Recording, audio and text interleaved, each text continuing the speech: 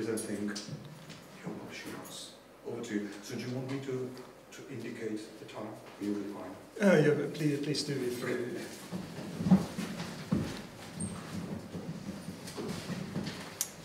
Hello, everybody. Do you hear me? First, a couple of bad news. One is that I don't have any catalogs.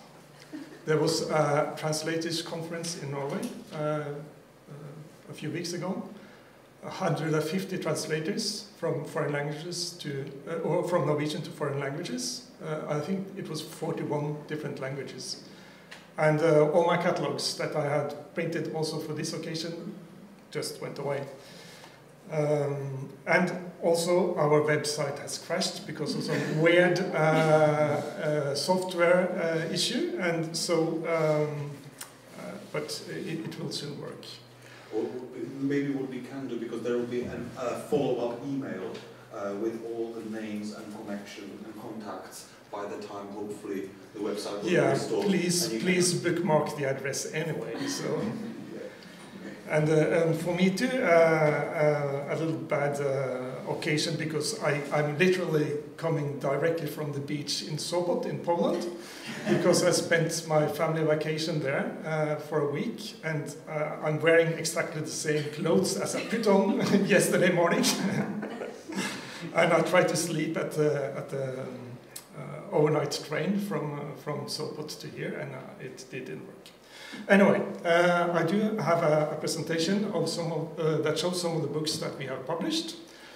And when I say we, it's not entirely correct, because I should say I, because the publishing house is only me. But it feels a bit amateurish to say I did this, I did that. The name is magical, and it signifies the magic and imagination within images. And I used to work as an illustrator and graphic designer until 15 years ago. I had this bright idea of starting to publish books. At the time, my wife, who's also an illustrator and author, she had published some books with Cappelen Dam. And I told her one day, let's start a publishing house and do your next book ourselves.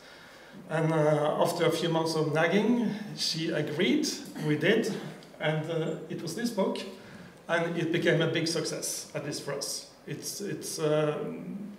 I can't remember the sales figures, but it's more than 10,000. And yeah, it's an ABC where it says all around the world in 29 letters, because we have 29 letters in the Norwegian alphabet. And in the images, for A, you will find letter shapes, like this A, so that kids can learn the letter shapes by looking and playing in the images.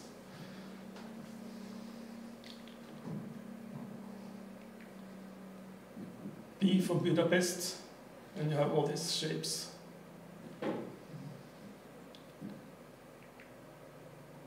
H for Hawaii. Unfortunately, this is extremely difficult to translate, but it's not impossible, because most of these destination names starts with the same letter. There are a few exceptions, like the Ivory Coast, which in Norway we call Elfenbenskysten with an E, but the author made 29 letters. She could make 5 or 6 new ones in Czech or English or whatever. This is also published in Czech Republic by Baobab. As I had worked as an illustrator, I contacted one of my favorite illustrators that I used to work together with in the studio, and I said, you have to do a book with us. And he had never been asked by the other publishing houses, and for me he's maybe one of the absolutely best Norwegian illustrators. And at the time he was quite visually interested in nostalgic ski culture. So we said, yeah, let's take that as a departure point and make something out of it. And it ended up being this story where each spread is like one snapshot from a fictional ski resort in Norway. This woman is making a new record, ski jump. They have the snowmobile race and the dance after ski. And this also, I think we started, because of my background as an illustrator, we started in some different ways. And these illustrators were also somebody that I really liked. And I asked, would you like to do a picture book? They said yes, but we need a story. And then I tried to find an author who, in a way, could match their attitude to their art, but in a literature way. And then we ended up with this Øystein Dolmen, which is a very popular pop singer for kids songs. They have this kind of anarchist, very funny, surreal attitude to whatever they do. It's a story about the park, and the main character is this mosquito. And he asks in the beginning, what is a park? It's the most exciting parks are usually situated in the center of the cities. And actually this park is like a metaphor for the human brain. All our senses are bringing impressions into the brain and working on them. Some people try to think with different outcomes. This is written by Veronica Salinas, who's originally from Argentina. And it's somewhat her autobiography, because she had to move from Argentina to Norway. And she wanted to write about that experience for very small children.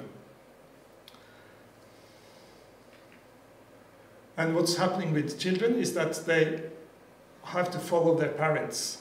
And even if a child, maybe, if the family is moving from one part of Prague to another, or Brno, the kids have to follow. The parents can take the subway or drive their cars and see their old friends, but the kids have been pulled up and put down another place.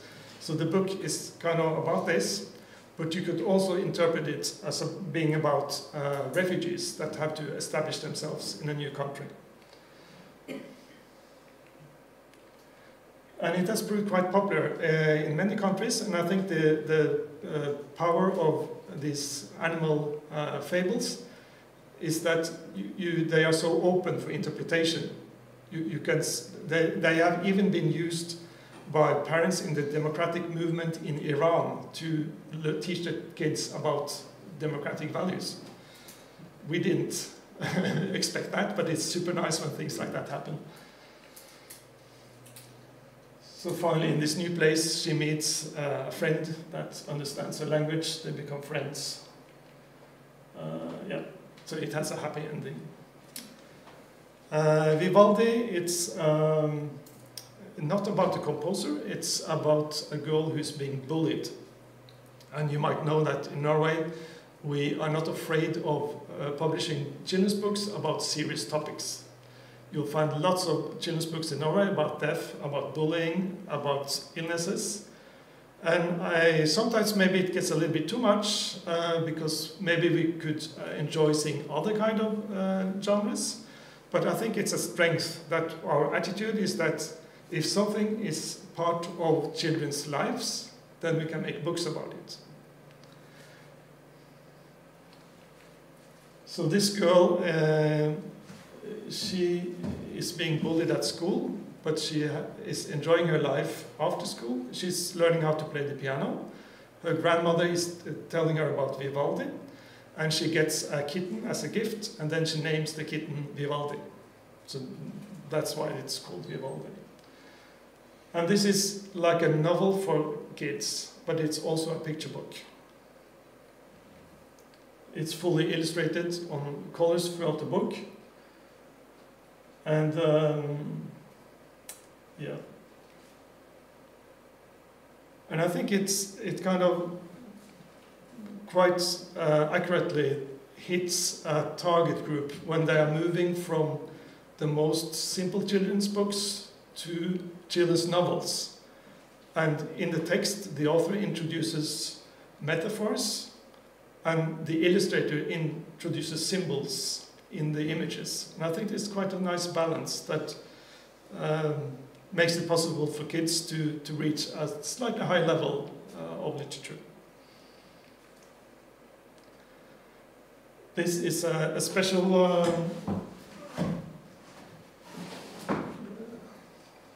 title. It also came about in an untraditional way because the author had made all the images first.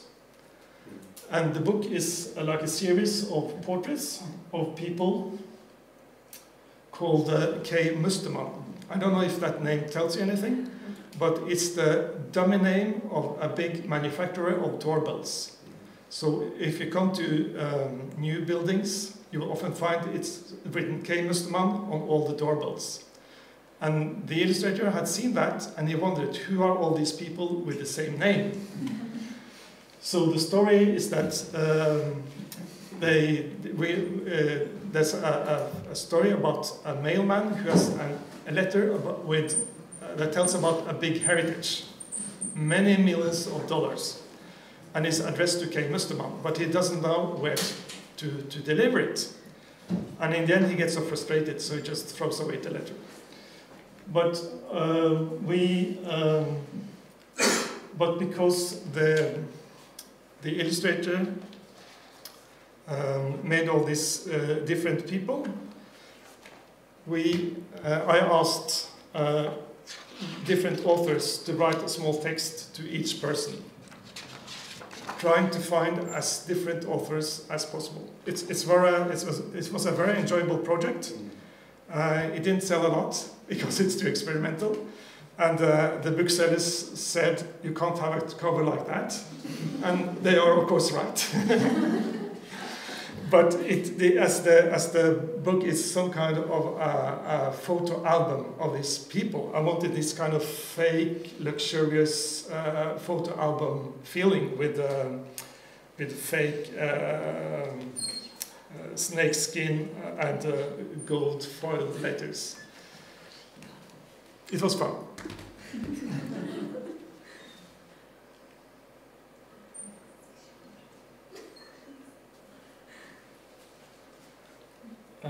Here, for instance, it's this text was written by Kjersti Annesdatter Skomsvold, one of the most famous authors for adult novels. And she chose to write not about this person, but this. And then her story is that this person invites him in, and he's taking over more and more space, so she has to reduce. And I think it was kind of nice to get these somewhat advanced stories that works both for kids and for adults. A book about death. It says, I am deaf. And in this book, this character is deaf. And she's a kind of unconsiderate person. She's assisting people when they are dying. It says, I am deaf, just like life is life, I am deaf. And I think the author did something very good here, because this title is now translated into 18 languages in so different countries as China, Iran, Germany, Sweden. And death is such a topic that's so connected to culture and religion, but she has managed to make something that's very it's universal for people all around the world.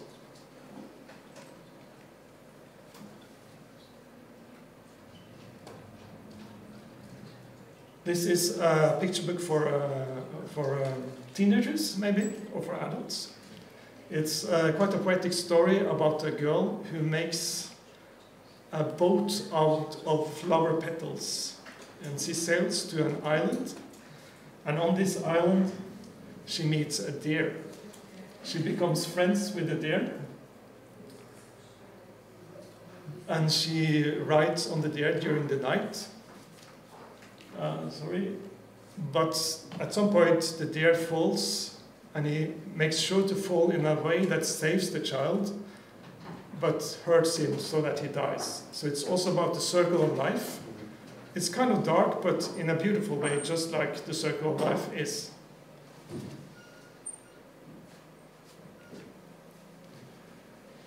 My Child, it's about one day in the life of a mother and a child.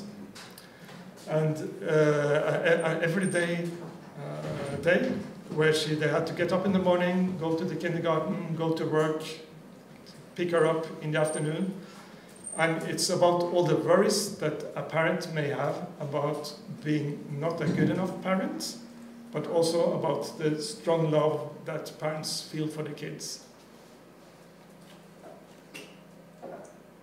Yeah, the cover is like a half, it's a dust jacket that's cut on the top. So when you take off the cover, you see them all, just like taking off the duvet. And the text is very, very beautiful. Most parents can't read it without start crying.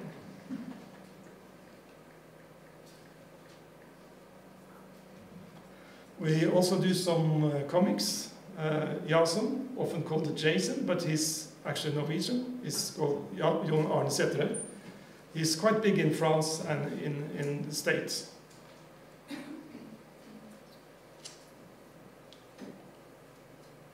And he loves to mix all kinds of popular cultures together. We also published some book about fine art. This is a Norwegian artist. He died a few years ago, but he used to live like a homeless person and drug addict. But his art was rediscovered, and suddenly he became the artist who made the most money in Norway.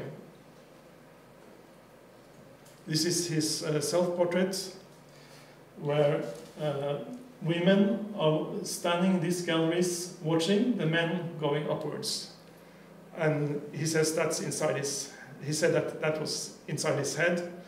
And he actually drew 23,000 people by hand to do this. So he was slightly a little bit crazy, but in the good way to produce good art.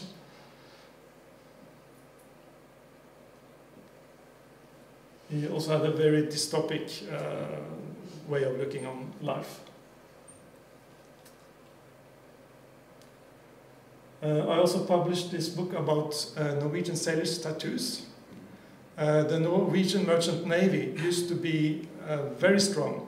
At the time, 50 to 60,000 Norwegian men were working as sailors, and very many of them got tattoos.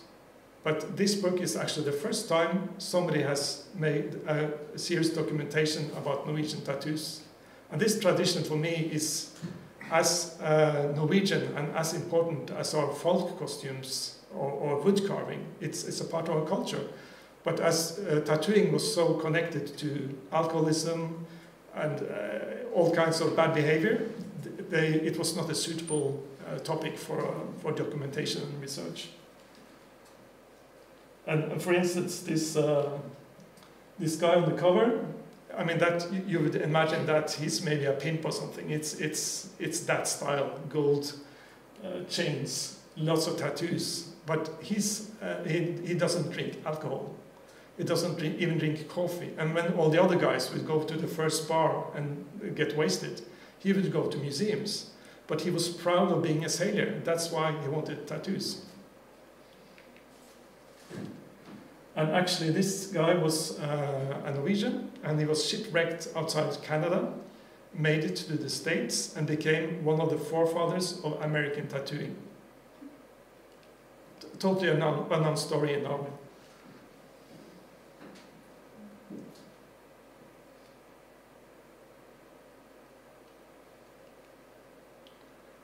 And this is a novel for adults, and I actually illustrated it myself. It's a story about a man who has lost his memory. In order to recreate his memory, he's looking at old postcards.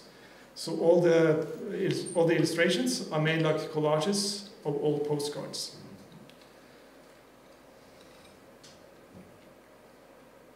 And I think postcards are such a nice phenomenon, because I mean, now it's almost gone. Nobody writes postcards anymore, but it was a very nice tradition, and you would always have typography from where it came from, and you would have on the back, even more interesting, the handwriting, and open for anybody to read. And this guy, he has this in the book. This is like some of the postcards that he has found, and the text is his own comments to those postcards. Like, yeah, that is about his girlfriend. She didn't want to be seen like that. They wanted an adventurous life. It was quite experimental. It didn't sell well, but it was very fun to do. And it's actually sold both to Russia and China. And in the end, we understand that he's kind of losing the ability to distinguish between reality and fiction, and everything is getting turned upside down and getting kind of messy for him.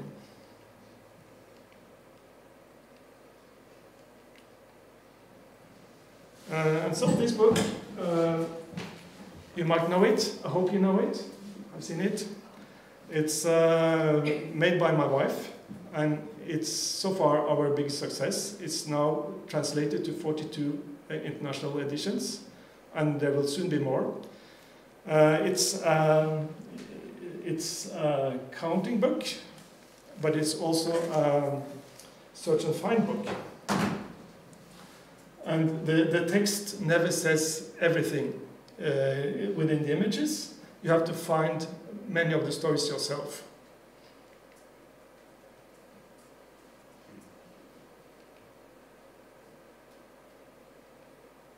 And it has a strong message that everybody counts, in the sense that all humans are equally important, no matter what. And you can find all the people in the book. They will reappear later in the book. And here you have exactly 1,000 people. Yeah, that were the images. And I can also mention that we recently published a new title in this series, where she picks up some of the stories from that book and develops them further. And there will also be a third book that combines the three books together. And she planned that from the start, and it's really a huge project that will remain quite unique, because I think you need to be a little bit crazy to do that, or at least workaholic. Thank you very much, Sven, for the presentation of Monkeycon, the publishing house. I have again a few questions. So just to get some of the numbers out. So how many titles a year do you publish, roughly? It has been anything from 3 to 10.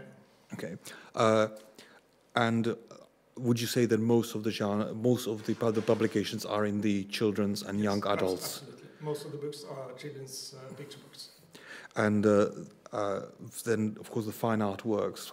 I presume that they follow logically because of your close work with the visual artists, isn't it? Yes, and I think that when I started 15 years ago, I think that in some of the editorial teams in some of the other publishers, they still worked in a way where the text would be written first and then sent to an illustrator. And the illustrator could just make the images, and then it went directly to print. But now, we from the start, we always work with the text and images together. And I think that's now it's quite common everywhere, because a picture book is a book that tells the same story in 2 very different languages, and it would be a shame to make one part of it fixed and then do the other one. I think the books benefit from working on both together. And it's interesting. This morning when we were discussing with Kjartan Fløgstad and Matisse Pola Simonsen, we spoke about the discovery of sound, that authors are writing for the novels to be read out, to be shared in life. It seems to me that in your case it's more a kind of discovery of the graphics, because it seems to me that the way you work with visual artists, with illustrators, is not just common editing work. It seems that you are working on a very... Yeah, and I do interfere with the work of the illustrators, which sometimes drives them mad, because some of them are maybe a bit touchy about it. But I think we need to discuss the illustrations the same way as we discuss the text. And with the text, we could discuss all punctuations and every word. So why not do the same with the illustrations? So, and I think that all these discussions, where if we can agree on the main goal is to make the book as good as possible, and if we manage to have this working attitude where everybody participates, and I think that really improves the quality. So how do you approach authors? How do you approach visual artists? In different ways. Many people send things to us. When we started, I knew more or less all the illustrators. I didn't know many authors, so I started sending letters. Dear Jan Kjærstad, would you like to write a book for us? He's one of the most famous. She said immediately yes. So one of our first books was with one of the most famous authors, and that was quite fun. You mentioned, I'm interested in translation now, you mentioned that a number of your titles have been translated for 40 plus, into 40 plus languages, but you also mentioned that in one of the early titles that you said, when you translate into another language, where for instance the letters don't correspond to Norwegian, are you suggesting that you would be also translating the pictures? Yes.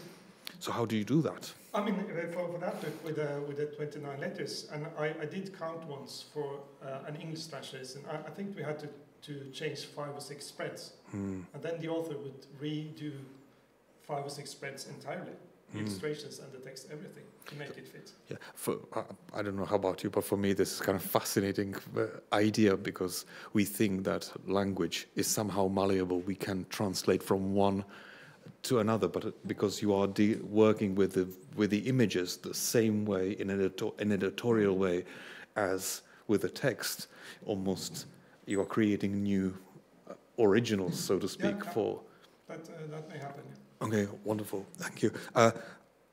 So how is it with translation to into another language, but also do publish translations from other languages? Not many, because it's quite difficult to, or at least the books that I find in the book fairs in Bologna and Frankfurt. And sometimes I get this option to buy the rights for maybe a month or 2, and I bring them to the bookshops, and I try to convince them to buy a certain number of copies, and then that would be enough for me to buy the rights. But it's very difficult, and I have shown some of the very best picture books from all over the world.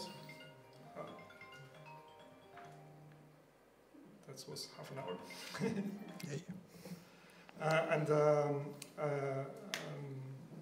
And they're not interested. And I think that during my 15 years of publishing, it has become increasingly commercial in the bookshops. It's more and more difficult. It's kind of sad, because when bookshops only want to, or mainly only want to buy books that resembles a bestseller, then we end up in this kind of loop where we don't create new things. Yep. And for instance, with this Everybody Counts book, nobody could know ahead that it would sell so much, and we didn't know either. We had a good feeling that this was becoming a really good book, but we could not know if the audience, if the readers, if the kids would appreciate the way we did. And it's a brand new concept, and nobody could imagine that. I have one more question about translating or kind of crossing the cultural borders, because you mentioned that surprisingly some of the books, for instance, the I Am Death, how you were surprised by the appeal in other cultures. And I'm interested in how different cultures respond to images, to sometimes graphic, and not explicit, but I mean graphic way. And so I'm interested in when you translate images from one culture to another.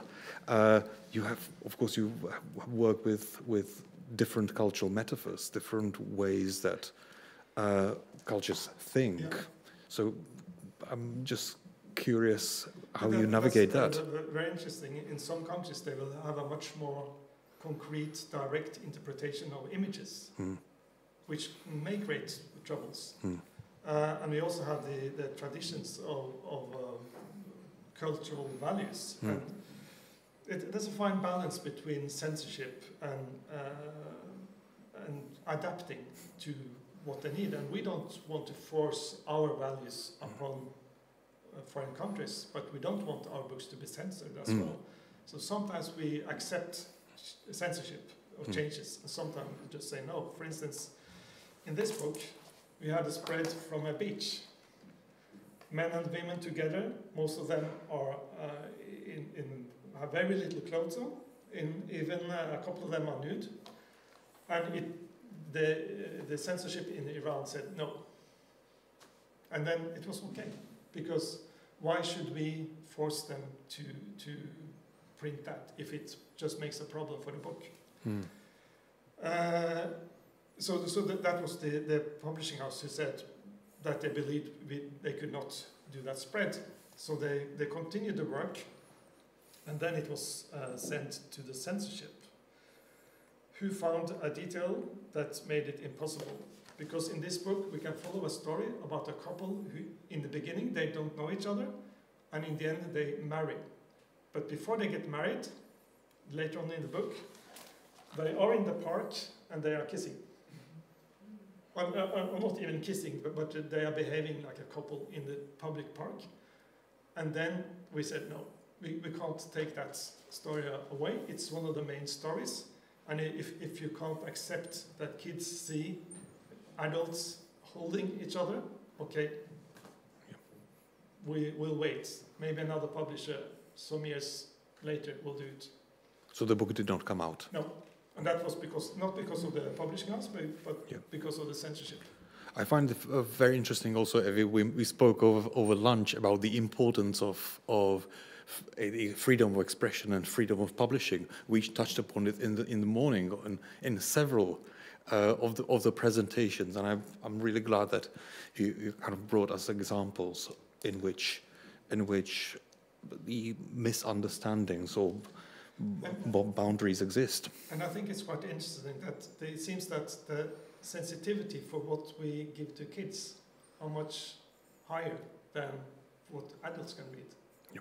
In some countries, they are so afraid of what we might damage the kids' brains by giving them these unsuitable subjects, which is kind of crazy. And maybe that's also a Scandinavian or European attitude, that we don't see children as some kind of infantilizing, or some kind of humans that are waiting to become real humans. They are real humans as they are, and they are part of this life on their own conditions, and we should not exclude them in any way. Yeah. Thank you very much, Sven. Thank you very much. Thank you.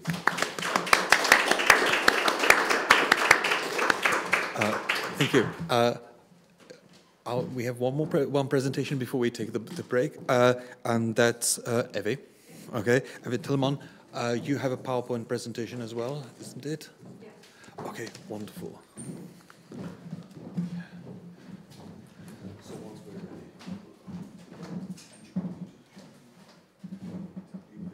Yeah, just give me a sign.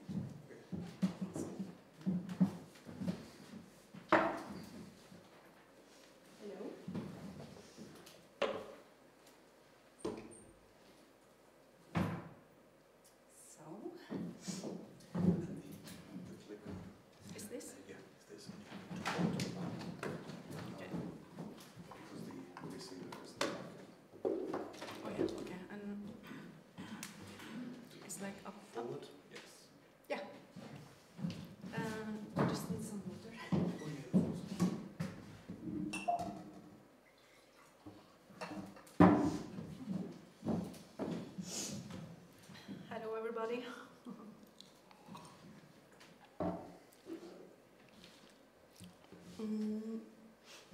My name is Evy Tillman, and I represent Aschehoug Publishing House.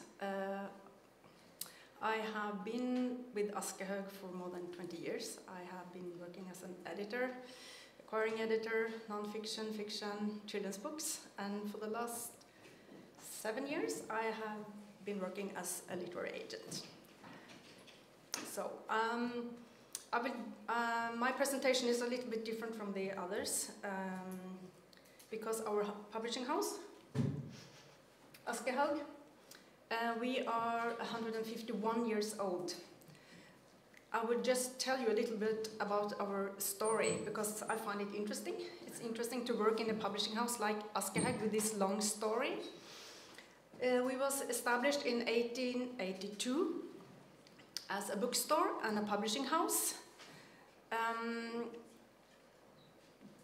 At that time in Norway, if you remember the talk in the beginning of the day, Norway, there was very few publishers and very small publishing houses, not publishing houses. The big Norwegian authors, they were published by Danish publishers. So when William Nygaard in 1888 bought the publishing house, established H. Aschehoug is a really long name of the publishing house. H. Aschehoug, W. Nygaard. He wanted to publish Norwegian authors. It was really, really hard. So his motto was Norwegian books by Norwegian publishers. This is our house. We have been at this location since 1911. Old building, very nice. The name in the top are the name of the publishers running. So we are the 4th generation now running the publishing house. So it's a family owned, which also makes it very interesting, I think, because there is a lot of history in the walls.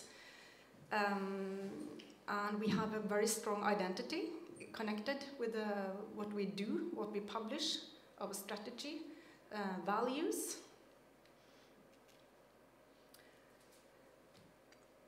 William Nygaard, he had a big success with Fridtjof Nansen. I guess you know who he is. He's a polar expedition, human. He worked very much with refugees also. He was actually published by a Danish publisher, but when he came with this manuscript called The First Crossing of Greenland, based on his expedition to Greenland, the publisher was not happy with the focus on this history of skiing. So they turned him down.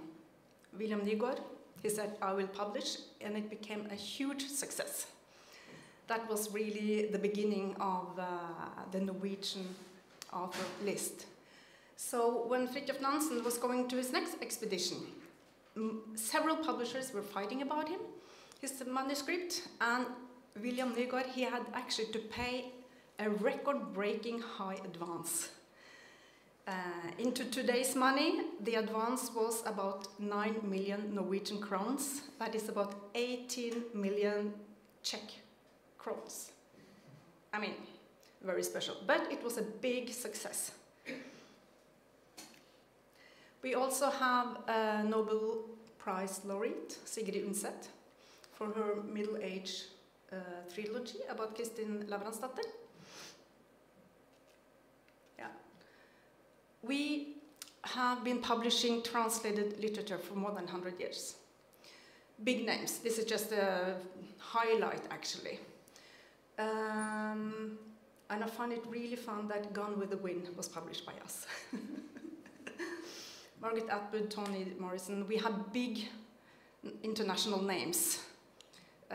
We are a high-quality publishing house, but we also have a mix with the commercial titles, crime, of course. But this is something we always have done and still do. important part of the publishing house's history is that in the 11th of October in 1993, the publisher, William Nygaard, he was attacked. He was actually shot outside his home.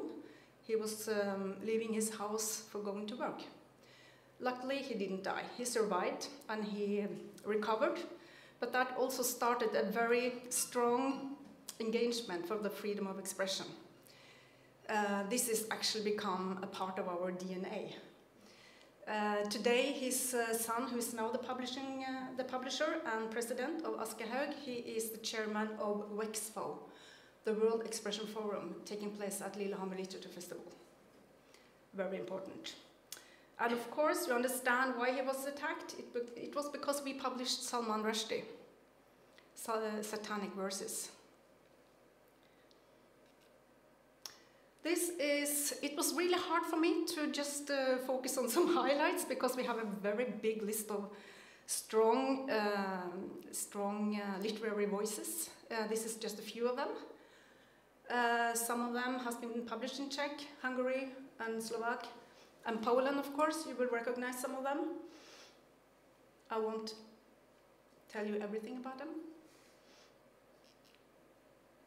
So, Oslo Literary Agency is a part of Aschehoug Publishing House. The story is that until 2016, there had been an in-house agency called Aschehoug Agency taking care of all the Norwegian titles for foreign sales. And Aschehoug is a big publishing house, publishing a lot of fiction, non-fiction, children's books. It doesn't work. Everybody was unhappy. And we also, a part of the story is that during those years, we saw that our international potential authors, they were snapped up by foreign agencies. So the money went abroad. And the authors were so unhappy. So we decided to establish Oslo Literary Agency and change the business model. From taking care of all the Norwegian titles, we are now reading everything that Aschehoug is publishing, but we choose titles. We choose the titles that we believe have international potential. We talk with the authors. Sometimes we say, you know, we love your book, but I don't think we can do a good job for your book. And that is based on the international potential. And it works. This business works. But of course, we also sometimes lose Aschehoug's authors because they have an offer from other agencies, Norwegian agencies. But so far, it has worked very well. So we can now concentrate and do more for each book, for each author. We try to build authorships internationally. We have a big list. We are 4 agents. How do I point? Yeah, this is the director and agent for film and TV dramatization rights and some fiction titles. Me, old picture, but I like it.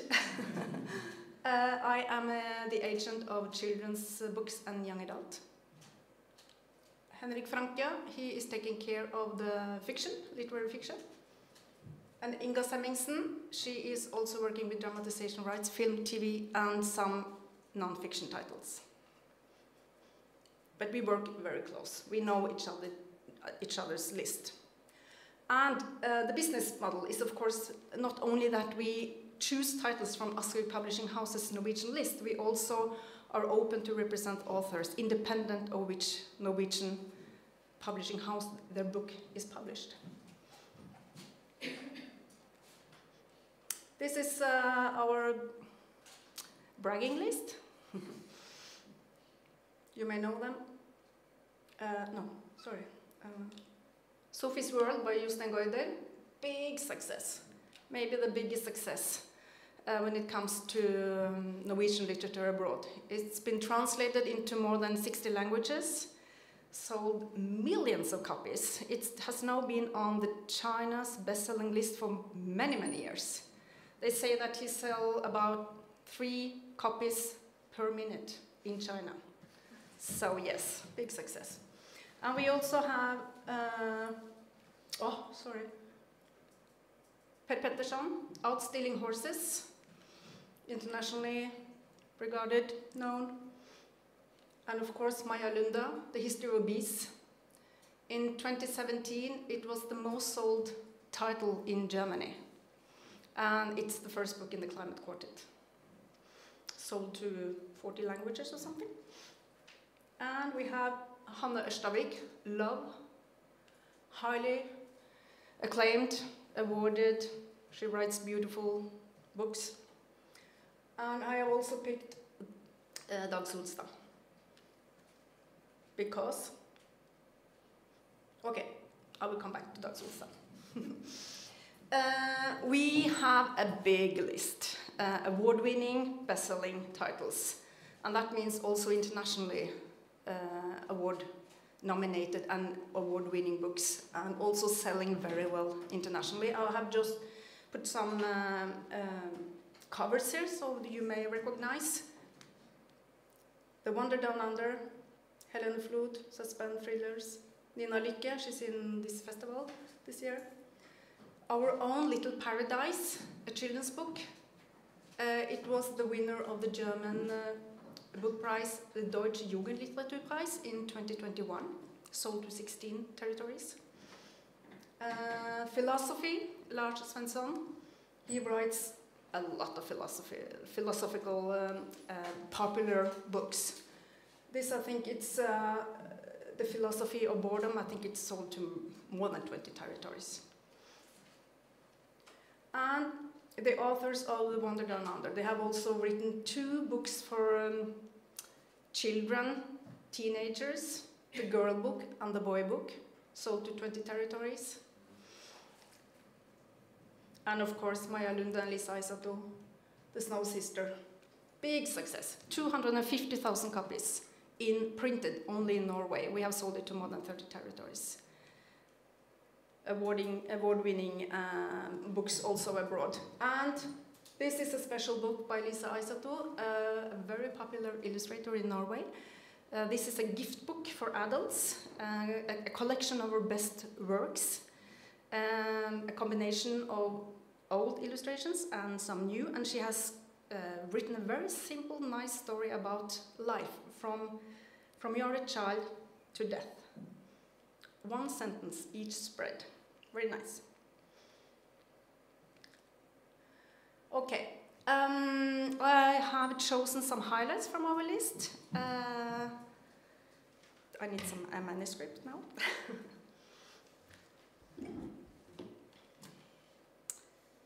This is Maria Navarro-Skaranger. She's also in this festival. It's a follow-up that she will publish this fall. I Whistle in the Dark Wind is the name of the novel. You may have heard about Emily Forever, about a young mother. I will be very short about each title. We can talk more later. And we also have a very nice website with all our titles presented, and also a catalog on there. Simon Stranger is also one of the authors attending the festival. His first novel published by Aschehoug is Keep Saying Their Names, the one over there. About his wife's family, who are Jewish, and how the grandfather of his wife was killed by the Nazis. It's a very nicely done novel, structured around the alphabet, starting with an A. I know it's a kind of a follow-up. It's called Museum for Murders and Saviors.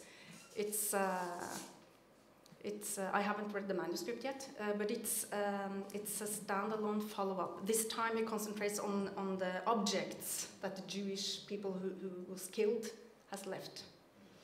Very interesting.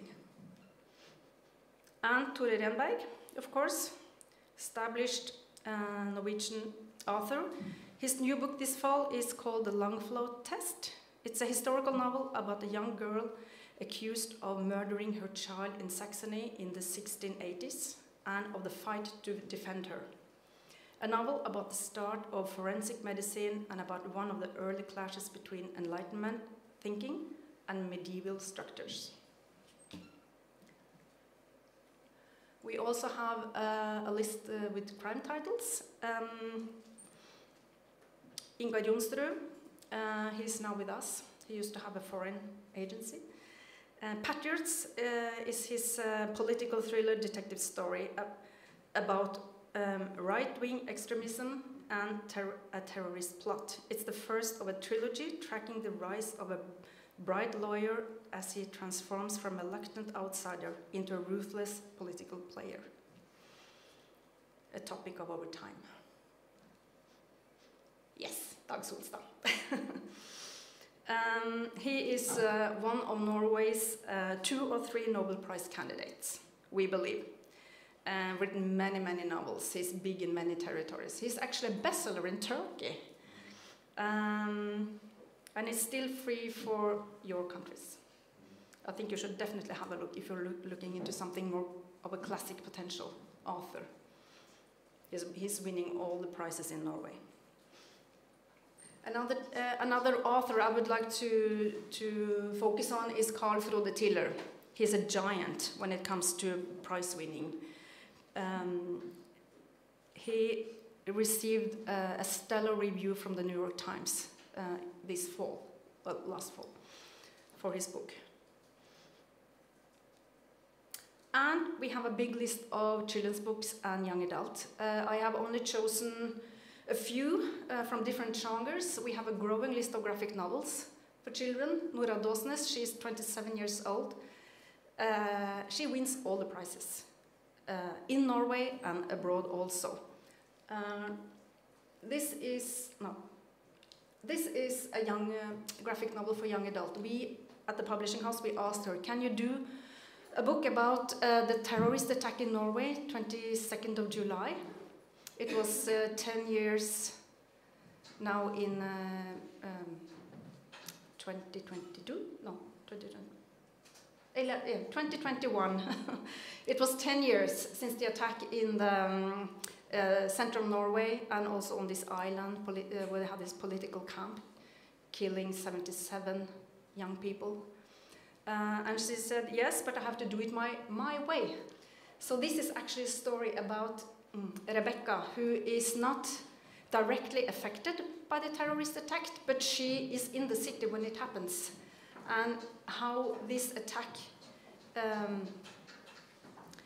she can't stop thinking about it. It affects her physical, psychic mind in a way. So this is a way trying how to cope when terrorist attack hits.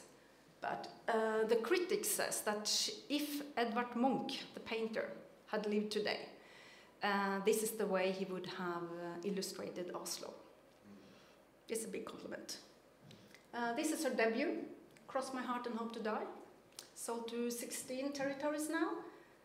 It was winning all the prizes in Norway. It was nominated for the Angoulême Comic Book Prize in France. It was also nominated for a German book prize, and 2 Italian prizes. And okay, thank you. Yeah.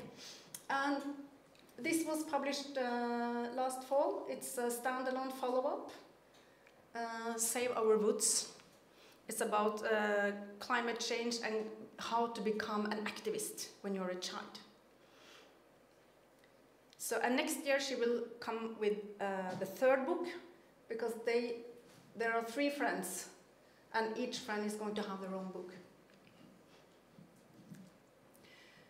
Yes, this is our big, big success. Maja Lunde and the illustrator Lisa Aisato's books. Illustrated, it's for children, but it's actually all age book. People are crying when they read the books.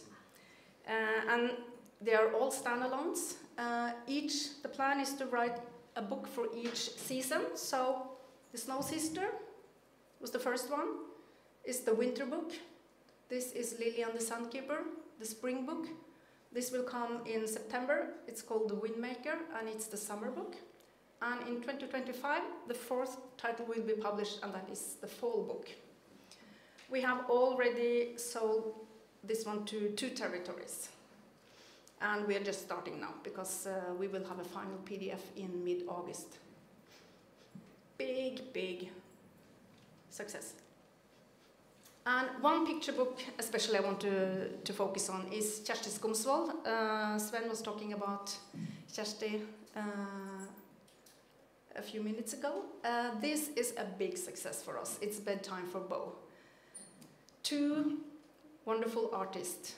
Kjersti Skomsvold is known for her novels, literary novels. And Mari Kanstad Johnsen is maybe the best and awarded illustrator. Bedtime for Bo is about a boy and his mother and their relationship when they're going to bed. And it's really nice because when Bo, they are playing and they learn about animals doing this, what do you say, not ceremony, but ritual, thank you. Ritual. Hey Bo, we are going to bed. Yes, but I'm already sleeping. Can't you see? I'm a parrot. I stand on 1 foot. And when they go to the kitchen and eat, look, I'm a bear. I have eaten blueberries, and so on. So you learn also nice things about animals. It's a really nice relationship, and this has classic potential, I think. The New York Times and the New York Public Library had this on their Best Illustrated Children's Books Award, the 10 titles on this list this fall. And young adult is really hard to sell, really hard. But this is the big success we have, the Royal Teen series. It's going to be 8 titles. They publish 2 titles each year. It's a big success. It's about being young and doing things for the first time, but the twist here is that it's concentrated about the Norwegian royal twins, Karl Johan and Margrethe, and their friends. And there are changing the protagonist in each title. And in each title there is a special topic about being young. The first one is about being a teenage mother. This is about being a princess and to have sex for the first time. Who can you have sex with? The paparazzis are all over, and do you know if anyone is going to film you? And about psychiatric problems. This one is about racism. This is about having a heartbreak. This is about taking an abortion. Being the protagonist here is she gets pregnant, and the father is the Crown Prince of Norway, and she decides to take an abortion. This one was the winner of the Young Adult Prize, and this was nominated for the Young Adult Prize. This is about being gay, a lesbian. This I haven't read yet. The first 2 titles was a big success, films streamed on Netflix. If you haven't seen them, find them. The young people love them, and I receive, almost every week I receive an email from young people asking for the books in English. I haven't managed to sell it to English yet, but we have sold it to 14 territories. And a few non-fiction titles. This is Ellen Støkkendal. She is one of the 2 authors behind the success, The Wonder Down Under, and the girl book and the boy book. This is more, I need my manuscript, yes. Again. Yeah, Sleeping with the Enemy. She writes about sexually transmitted diseases. Super entertaining, fact-filled, and fun. Sold to several territories. She is really a great narrative nonfiction author because she has so much knowledge about the body, and she's a nerd about sexually transmitted diseases. She said, I really had a good time writing this book. The last title I would like to talk about is the big biography about Edvard Munch. It's going to be launched this fall. 2 volumes. Everything you need to know about Edvard Munch is in these 2 volumes. Ivar Figueiredo is one of the most recognized and known historians, and also writing very nicely narrative non-fiction books. He has written books about Henrik Ibsen, very clever, and he has a very good literary pen. So that's me. You can find me there. Thank you.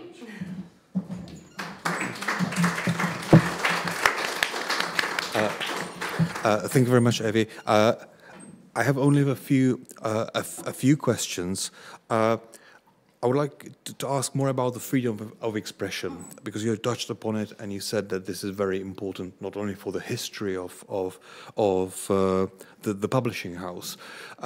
So how do you, as a publisher, promote the freedom of expression beyond advocating authors and promoting them? I think because of the special history of William Nygaard, especially himself, and he's been a very central voice regarding freedom of expression. He has been received several prizes also. He's kind of a character in the Norwegian literary system. And now his son has kind of taken the heritage and developed it and making it more global. As I said, regarding the Wexfo, which is a really ambitious project, important for today, as we see the extremists,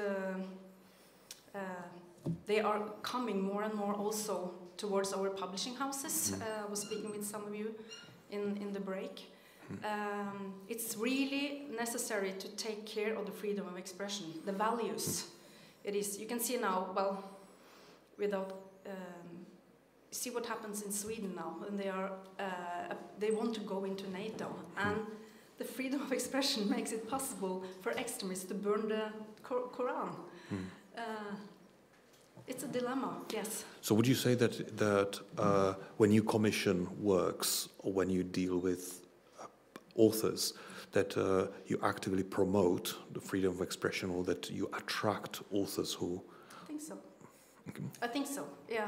I think also the history we have with Salman Rushdie's book, The Satanic Verses, of course. Yes, I think so. And we speak about it all the time, and we discuss it all the time also in-house. You also mentioned, this is a different question, but you also mentioned that you were agents for certain authors before they switched to others, or that you have managed to attract authors. So would you say that you are experiencing a lot of competition along the agency? Yes. Okay. Yeah.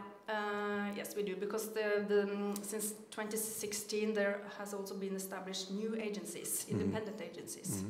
So yeah, there is competition. Yes, I would say so.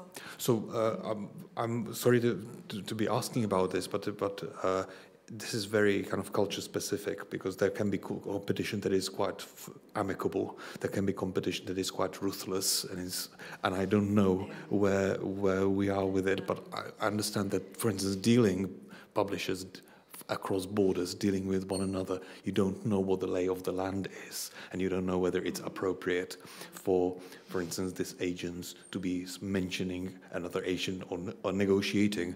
And I know that many people, for instance, who are here, say, okay, while we know ourselves, we may not be interested in this publication, I know of someone who might be. So there is a different kind of dynamics of competition between publishing houses and agencies. Yeah, maybe, and it's also about taste and knowledge about the market, of course.